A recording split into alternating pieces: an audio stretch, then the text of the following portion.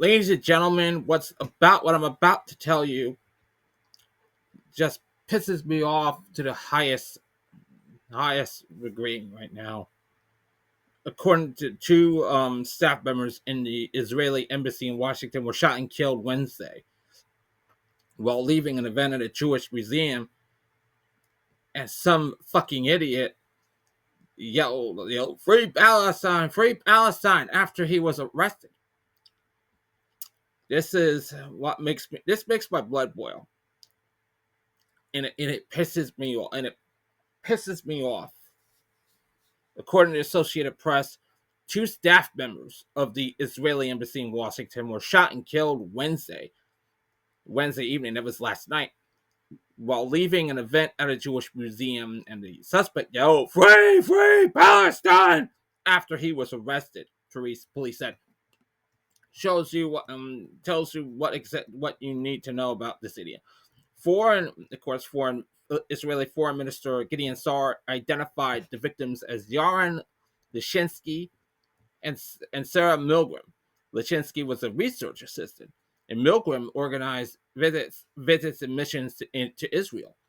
Of course, they were leaving an event at the Capitol Jewish Museum when the suspect approached a group of four people and opened fire, Metropolitan Police Chief Pamela Smith said at a news conference. The suspect, identified as Elias Rodriguez, 30 years old, of Chicago, was observed pacing outside the museum before the shooting, walked into the museum after the shooting, and was detained by event security, Smith said.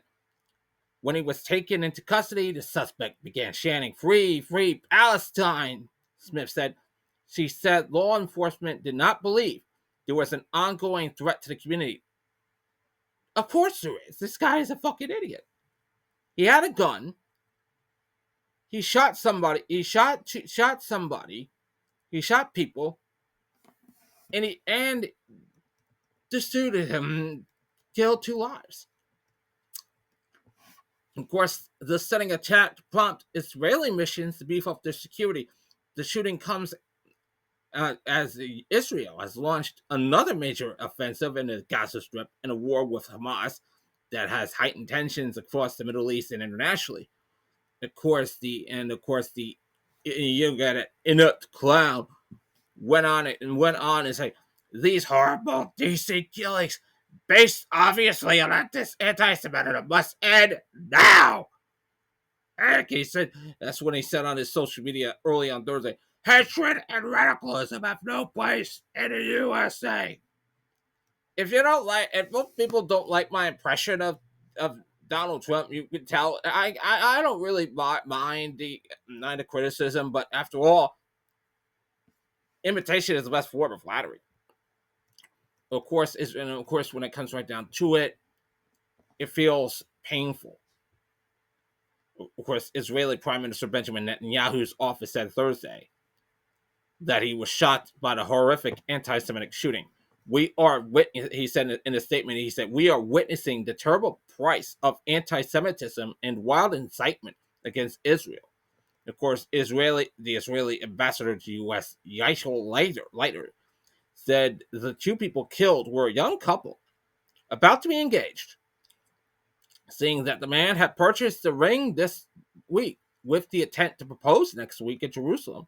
Former Israeli ambassador to the U.S., Mike Herzog, told Israeli Army radio that the woman killed was an American employee of the embassy, and the man was Israeli.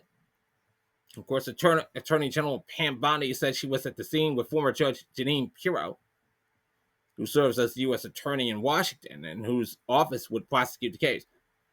And of course, the statement from Netanyahu's office said he spoke to Bondi, who told him that Donald Trump was involved in managing the incident and the U.S. would bring the perpetrator to justice.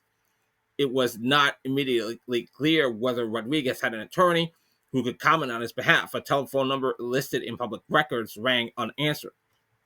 Dan Bongino, deputy director of the FBI, wrote in a post on social media, said that early indicators are that this is an act of targeted violence. You think there, Danny boy? Of course, we have to look at this from this perspective. The influential pan-Arab satellite channel Al Jazeera aired on a loop what appeared to be mobile phone footage of the alleged gunman wearing a suit jacket and slacks, being pulled away after the shooting, his hand behind his back. Of course, the war in the Gaza Strip began with the Palestinian militant group Hamas coming out of Gaza on October 7th, 2023. That was nearly 2 years ago. To kill 1,200 people and take some 250 hostages back to the coastal enclave.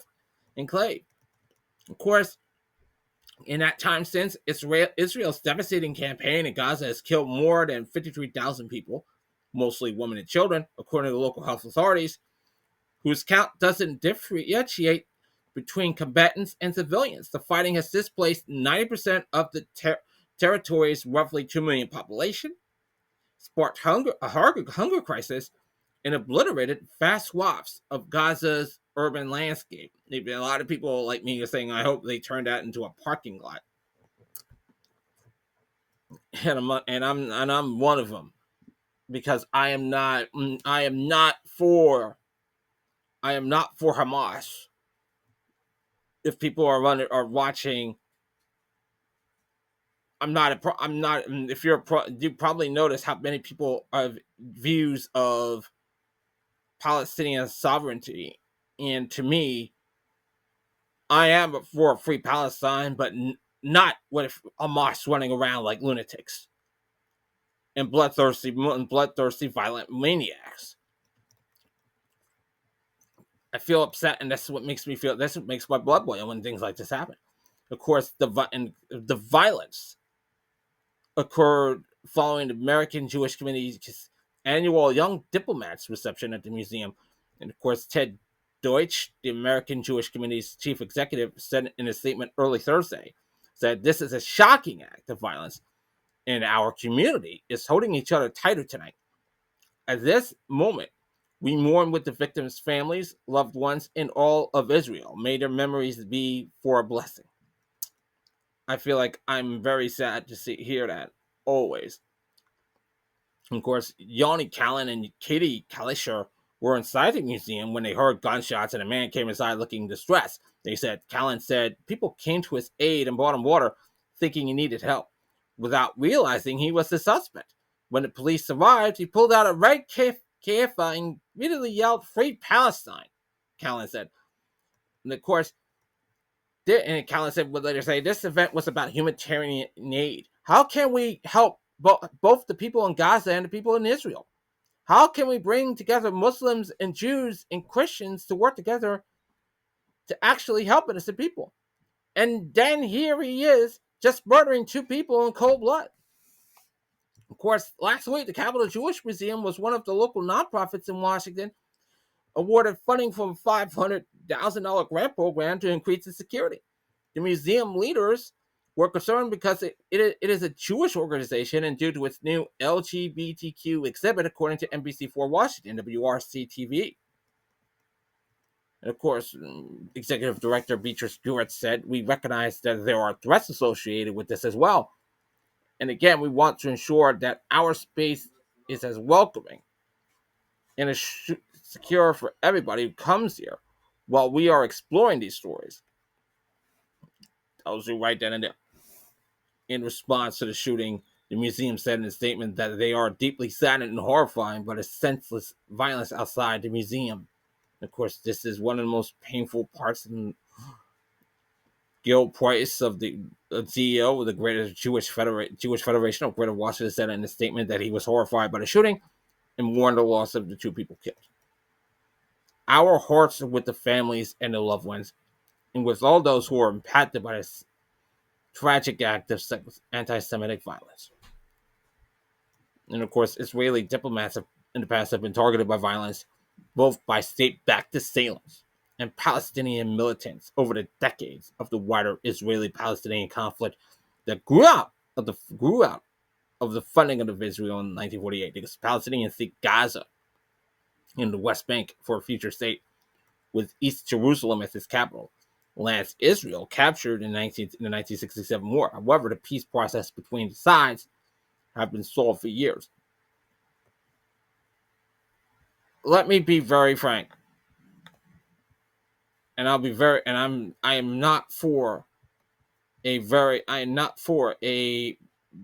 situation where we can say, oh God, this is where we hate these people. We hate these people. And there we are, and here we are. Two people planning to get married. And yet this motherfucker decided to come in there and kill him. That is capital crime. And to be bluntly honest, and there were a lot of people who were saying, free Palestine, not another bomb. But it also tries to, we battled our human rights. And I'm not saying I'm for for situations like this. But I'm not for those who are very radical. The radical left turned their backs on us for years. Turned our backs on us. Turned their backs on the black community. They turned their backs on the Jewish community, and this is how we got this. And they got the inept clown in office. Look, I'm not anti-Semitic. I'm very angry when it comes right down to it. But when this guy gets thrown the book at him, all I can say is, I hope they turn Gaza into a parking lot, because you motherfuckers need to learn a lesson. This is what makes me very sad, and makes me it pisses me and pissed off at the same time. I will say this. I'll close this out by saying this: stay happy, stay safe, be a good human being, and more importantly, don't be anti-Semitic. Don't be anything more than being a fucking idiot. I can't say anything more than that. Thanks for watching.